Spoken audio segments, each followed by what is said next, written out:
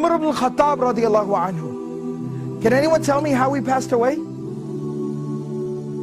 was stabbed while he was leading the prayer. Alright, he was stabbed while he was leading the prayer. The narration goes on to tell us that Umar radiallahu anhu has this big open wound. He has literally a hole in his stomach. And he's lying there and he's bleeding out and he's fading in and out of consciousness. And then while he's in that state and in that condition, he hears the call, the adhan for prayer. And he starts getting up.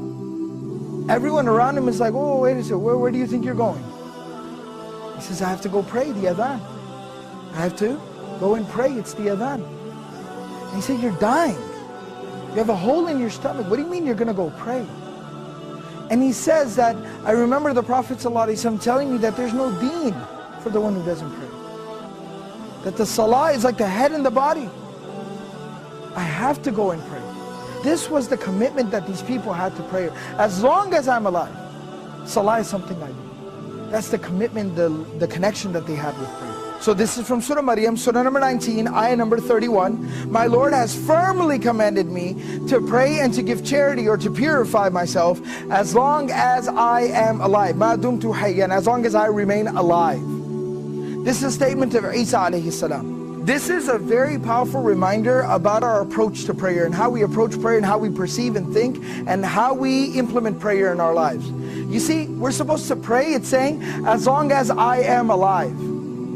Till my last breath, I am committed to salah, to prayer. Now what does that exactly mean? It means no matter what comes up, prayer is something that I will hold on to till my last breath.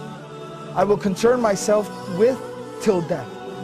And the Prophet ﷺ demonstrated this. He lived this. Now this isn't just theory, this isn't something just fancy to say. It's not just a fancy slogan.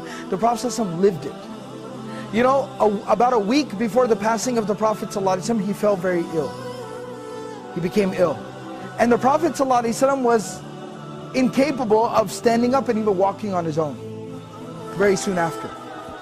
So the Prophet ﷺ, what he did, Prophet ﷺ would send for two Sahaba. They would come to his home and they would carry him. He'd put his arms around their shoulders and they would literally carry him to the prayer like this.